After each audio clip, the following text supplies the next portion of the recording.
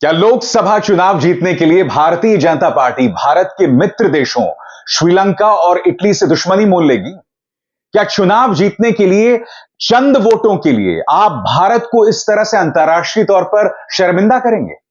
याद कीजिए दोस्तों, प्रधानमंत्री नरेंद्र मोदी ने किस तरह से बेवजह तेजस्वी यादव और राहुल गांधी पर निशाना साधने के लिए मछली, मुगल और मटन का मुद्दा उठाया था।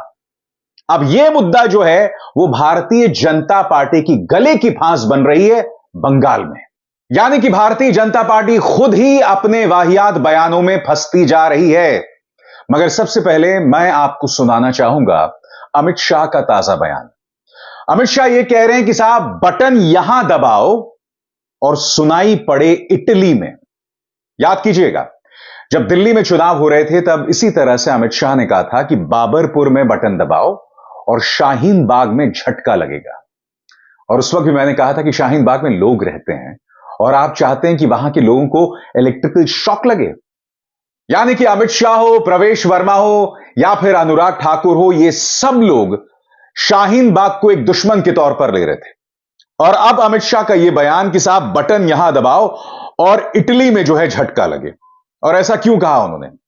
क्योंकि जाहिर सी बात है, जब भी भारतीय जनता पार्टी को कांग्रेस की पूर्व अध्यक्ष सोनिया गांधी पर हमला बोलना होता है तो वो अक्सर जिस देश से वो आती हैं वो इटली का सहारा लेते हैं। आपको याद होगा परेश रावल ने सोनिया गांधी के बारे में एक शब्द का इस्तेमाल किया था, बार गर्ल, जिसके लिए बाद में उन्होंने माफी भी मांगी थी।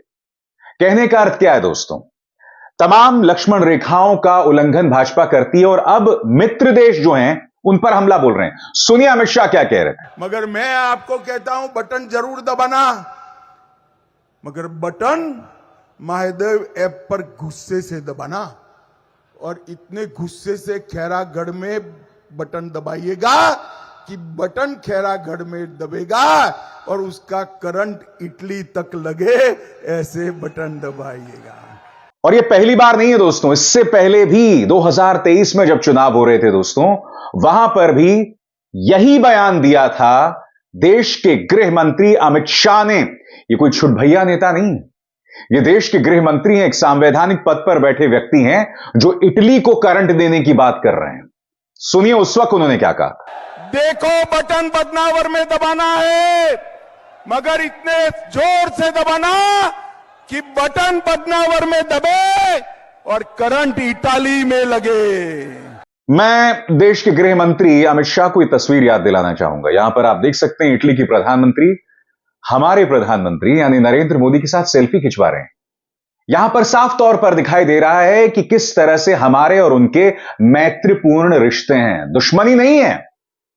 और आप यह भी जानते होंगे कि इस सेल्फी को लेकर न जाने कितने मीम्स बने। इटली की प्रधानमंत्री के इंस्टाग्राम हैंडल पर जाइए, वो जो भी पोस्ट करते हैं उनकी पोस्ट पर अधिकतर भारतीयों के कमेंट्स होते हैं। कहने का अर्थ क्या है?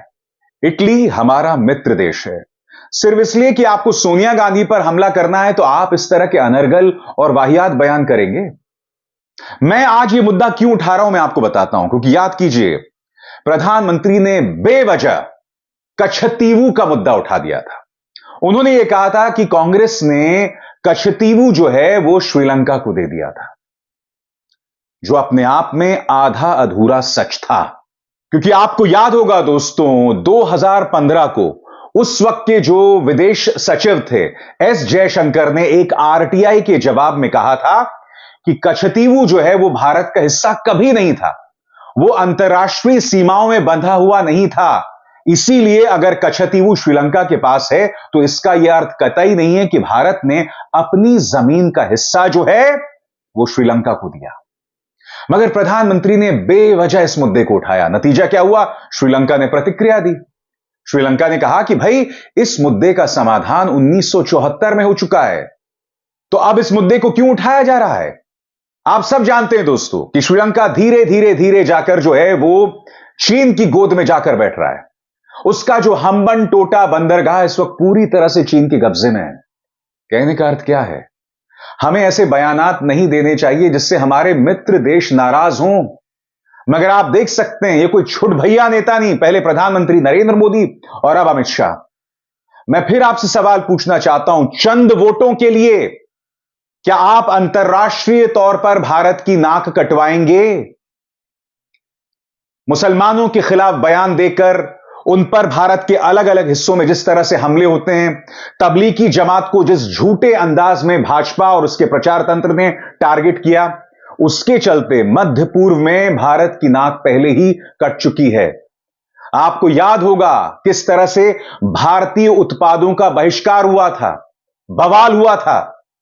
याद होगा आपको किस तरह से नुपुर शर्मा ने, भाजपा की पूर्व प्रवक्ता ने, हजरत मोहम्मद साहब के बारे में आपत्तिजनक बयान दिया था, जिसकी प्रतिक्रिया मध्य पूर्व में हुई थी। लिहाजा भाजपा को अपने पार्टी से इन्हें बाहर का रास्ता दिखलाना पड़ा था। नुपुर शर्मा को तो समझ आता है, पार्टी के एक छुटभैया प्रवक्ता थे। मैं आपसे एक सवाल पूछना चाहता हूं, देश के प्रधानमंत्री ये कोई छोटा पद नहीं है, देश के गृह मंत्री छोटा पद नहीं है, तो फिर ये इस तरह के बयानात क्यों देते हैं? इसके पीछे की सोच क्या है, मैं समझना चाहता हूं। क्या वजह है कि प्रधानमंत्री ने बेवजह कच्छतीवू का मुद्दा उठाया था, जबकि आप जानते हैं इस मुद्दे का समाधान हो गया है, उसे इस वक्त ज्वलंत करने की कोई वजह नहीं है।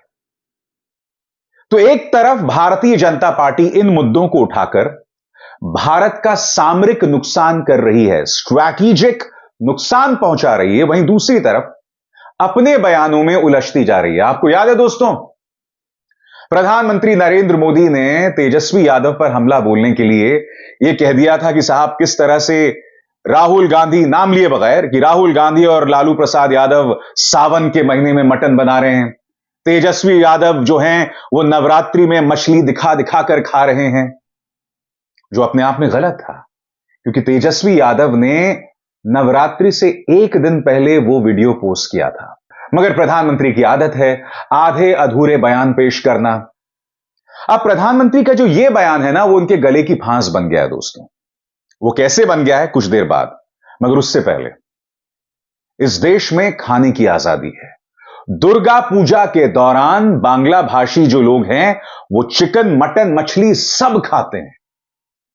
तो जब प्रधानमंत्री ये कह रहे हैं कि साहब हिंदू धर्म का अपमान है, सनातन का अपमान है, सावन का महीना, नवरात्रि का अपमान है, तो क्या वो बांग्ला भाषियों को हिंदू विरोधी बता रहे हैं? यही बंगाल के अंदर चुनावी मुद्दा बन रहा है। टीएमसी के नेता अभिषेक बैनर्जी भीड़ में जनता से यह पूछ रहे हैं कि क्या आप मछली खाते हैं? जनता कहती है हां। अभिषेक बैनर्जी फिर कहते हैं, क्या आप जानते हैं प्रधानमंत्री ने यह कहा है कि जो लोग मछली खाते हैं वे मुगल हैं। क्योंकि आपको याद होगा प्रधानमंत्री नरेंद्र मोदी ने उस पूरे घटना की तुलना मुगल साम्राज्य से कर दी थी। प्रधानमंत्री ने क्या कहा था कुछ देर बाद, मगर अभिषेक बैनर्जी इसे किस तरह से चुनावी मुद्दा बना रहे हैं और भाजपा को समझ नहीं आ रहा कि हम कहां देखें। देखिए अभिषेक बैनर्जी ने किस तरह से मछली को चुनावी मुद्दा बना दिया है, और इसका श्रेय मैं अभिषेक बैनर्जी को नहीं, मैं प्रधानमंत्री नरेंद्र मोदी को देना चाहूंगा। भारतवर्षेर प्रधानमंत्री जम्मू काश्मीर থেকে সভা করে বলেছে যে যারা মাছ খায় তারা হিন্দু বিরোধী, তারা হচ্ছে মুঘল। আপনারা একটু হাত তুলে বলুন তো কারা মাছ খান, একটু হাত তুলুন তো, হাত তুলে বলুন। আমি নিজেও মাছ খেতে ভালোবাসি, যারা মাছ খান একটু হাত তুলুন। আপনাদের সবাইকে দেশ বিরোধী বলছে, কে বলছে? অভিষেক ব্যানার্জি নয়, দেশের প্রধানমন্ত্রী। কেন? আপনারা মাছ খান। এই নিশীথ প্রামাণিক যদি যেতে প্রথম কাজটা করবে কুচবিহারে মাছ খাওয়া বন্ধ করবে। তার কারণ তার নেতা বলছে যে মাছ খাচ্ছে সে দেশবিরোধী, সে দেশের শত্রু, সে দেশের বিরোধী, তাদেরকে মুঘলদের সাথে তুলনা করছে।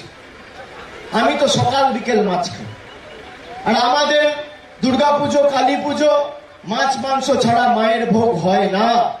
মোদীজিকে বলবো বাংলার কৃষ্টি, সংস্কৃতি, সভ্যতা আপনি জানেন না। যে আমাদের तो सुना आपने, अपने ही मुद्दों में उलझती जा रही है भाजपा।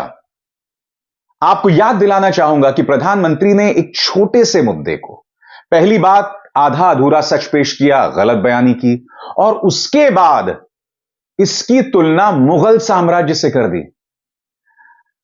मैं समझना चाहता हूं दोस्तों एक छोटी सी बात की तुलना मुगल साम्राज्य और मुगलों के अत्याचार से। याद है आपको प्रधानमंत्री ने क्या कहा था? सुनते हैं फिर से। जब सब मुगल यहां आक्रमण करते थे ना, तो उनको सत्ता राजा को पराजित करने से संतोष नहीं होता था।